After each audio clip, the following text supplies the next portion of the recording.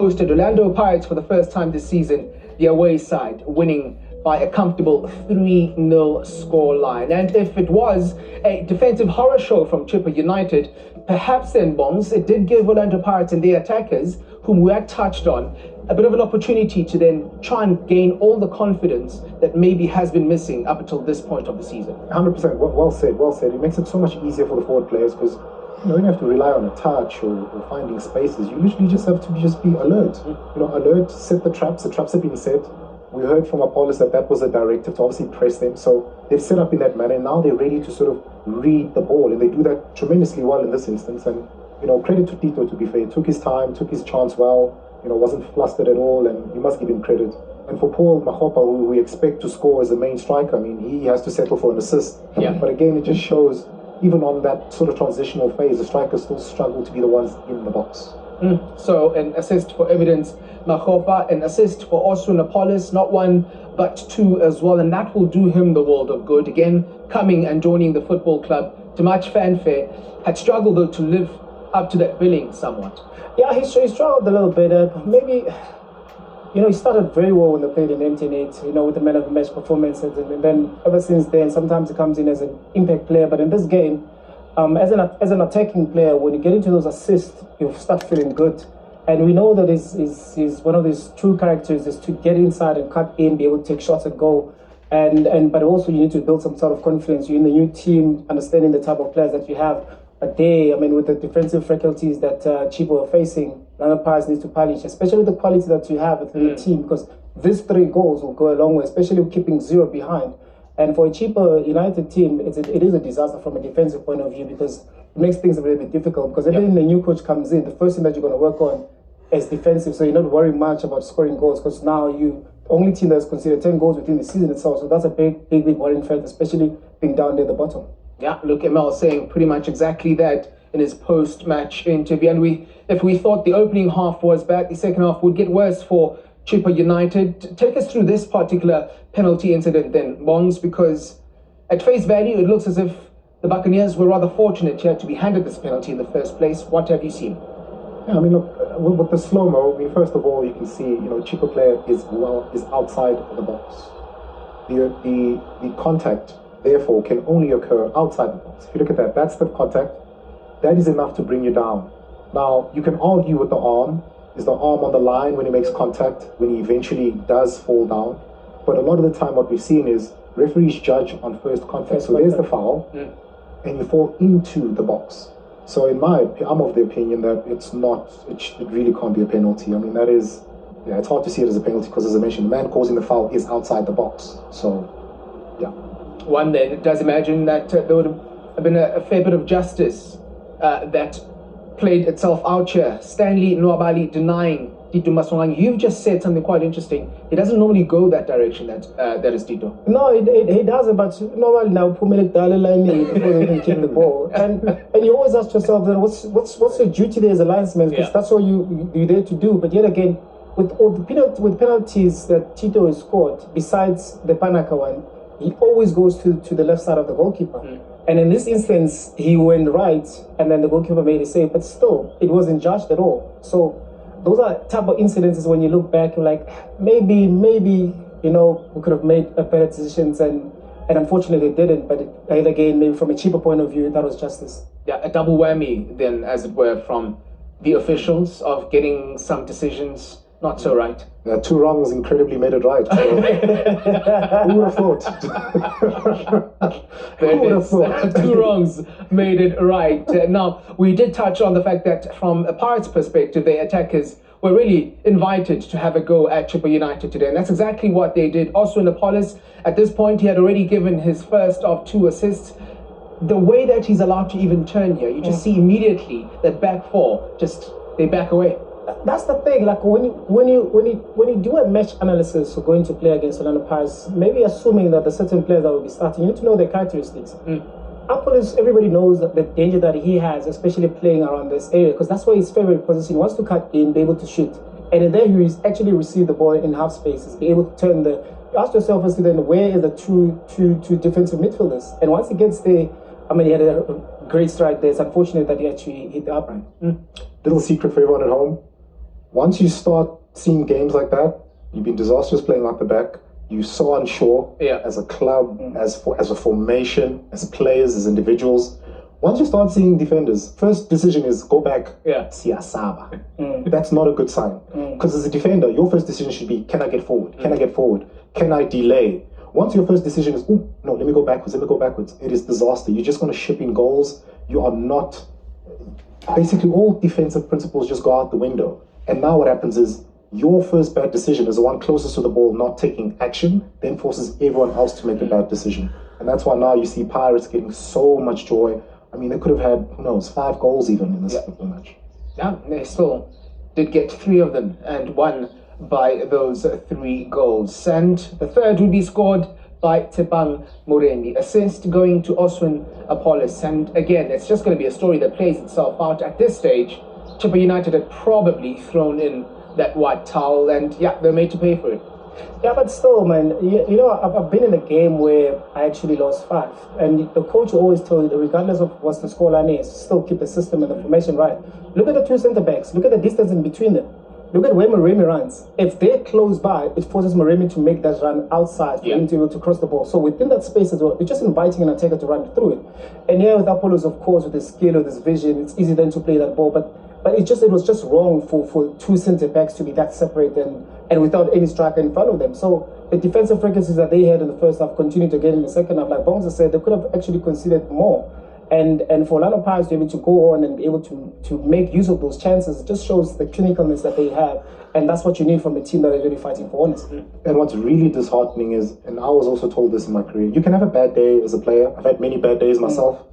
And your bad day can be, as a defender at least, let your bad day be on the ball. Yeah. It's okay. But you cannot have your bad day be in terms of your actual fundamentals of your job. You can't forget those things. As Nico mentioned, the distance, the organization, it's gone out the window. All principles out the window. Why? Like, I don't know now, the easiest thing is to ask where the leaders, blah, blah, blah, and all of that. But the problem is, this is a club in trouble. They look like they're in trouble. And it's going to take a lot for them to figure things out and just find a way forward, because there's so many problems currently. And you're right, Bongs, like you can't be in a losing side and as players you start doing your own things. Yeah. Because those are bad habits, right? So you can't play off the cuff. You really can't, because then it doesn't allow you then to build from that defeat. To actually look at then what is it that is wrong that I need to build from. Because now we can say all the defenders now, what's wrong with the defensive structure? Maybe the problem is the reason why the defenders are starting to backpedal, to go backwards, because they don't have any cover that midfield. Apollos gets the ball in those pockets. Where is the central midfielders? Maybe the central midfielders now are chasing the ball. They're following where the ball is. So that's why I'm saying, like, in a football team, there's certain positions you can't just do your own thing. And that's why the importance is now becoming a spine. The 2 centre-backs, the midfielders, either you're playing with 1 and 2 8s or you're playing with 2 6s. Regardless of what the scoreline is, you need to still have that formation, because the form that you have or the formation that you have defensively, it helps you then when you transition of the ball, because the spaces then become a little bit, it becomes shorter. But it's just that it's one of those frustrating things that when you're watching a football team, when you're losing, you're like, this looks like they can actually start conceding 10 because everyone wants to do their own thing. And in that sense, we've been in teams where individuals who play for themselves, like, as long as I'm in the next week by my first lineup, the blame is not going to be on me. But at the end of the day, it's the team that lost. So we need to be very organized and people that are in certain positions to do their duties. And I think that there's a lot of work that needs to be done within this winter period. FIFA. Yeah, it just sounds as if there's plenty to ponder for Luke Amel as he continues his early days as coach of Chippa United. Let's have a look at what the numbers tell us then upon full time. And Bongs, we've touched on Chippa United from Orlando Pirates' point of view. It seems like they're trending upwards. Brilliant. Clean sheet, 3 goals, could have been more, some confidence for players, getting off the mark. Apollos with the assist. His performances have been sort of hot and cold. So hopefully this helps him to sort of kick on in the right direction. So a lot of positives for Pirates.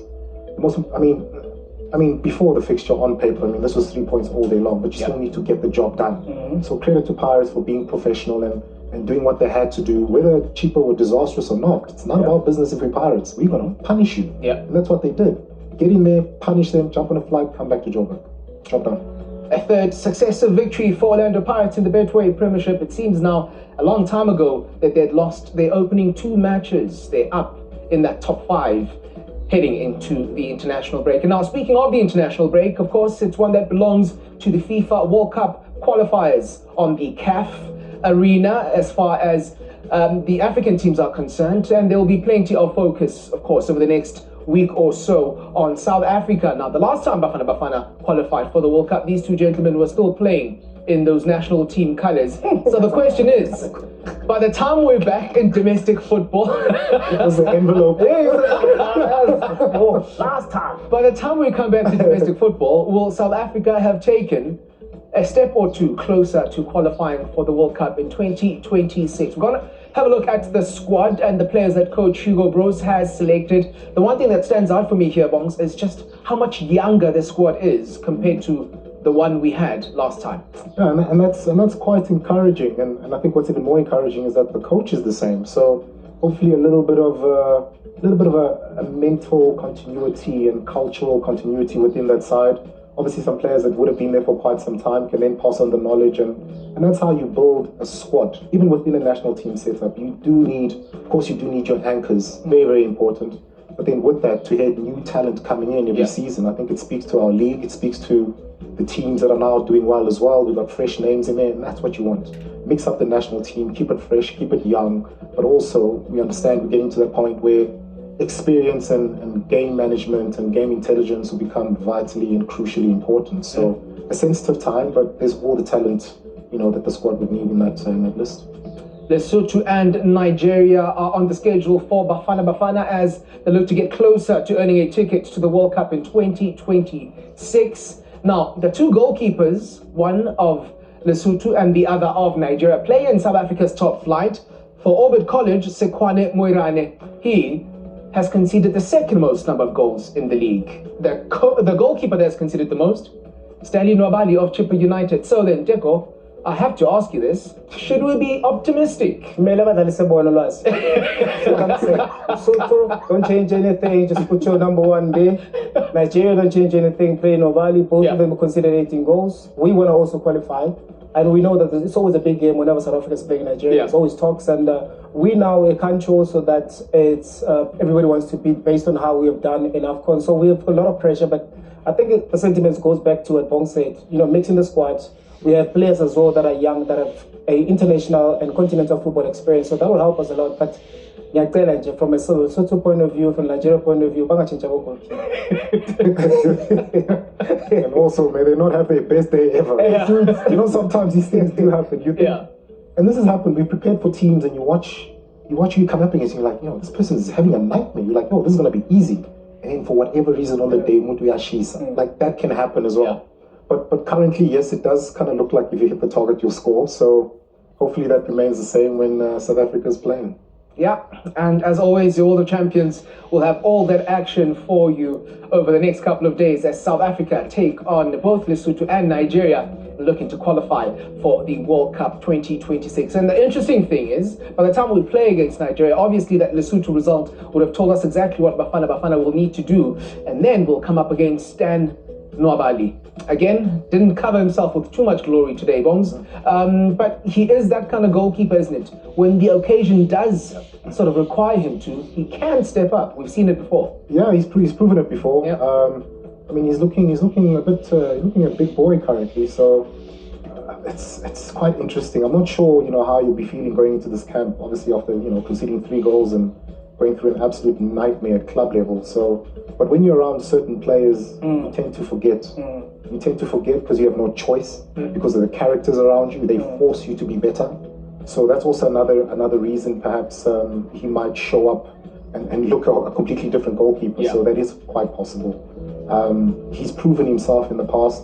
Consistency, perhaps a little bit of a question mark, but I have no doubt once he changes the colors, say the colors of his jersey or who he represents, I think you might see a different version of him. Are these two qualifiers set to be decisive tonight? They are, especially the first one against Lesotho. That's a game that is also important because normally when you're in a national team, you look at you're playing against a country that most of them want to come in and play in your shores. So you tend to take that game a little bit, not serious. You're thinking that it's a walkover. Those are the difficult ones because the Nigeria game doesn't need any motivation. I think the Sotho one, that's where there's more trickery, and also to save legs because you know that within the spaces or the important players as well, you need to be able to get the results a bit quicker, save the legs so that you can be fresher when you're facing Nigeria. So then a big part of the football conversation this coming week will be Bafana and how they fare against Lesotho and indeed Nigeria ahead of what should hopefully be not just AFCON in December, but also the World Cup next June as well. Gentlemen, thank you ever so much for your time. Always appreciate it. That is Teko Modisa. That is Bongani Kumalo. My name is Lwazi Zukubu. Match day 5 of the Betway Premiership, done and dusted. The fans are here.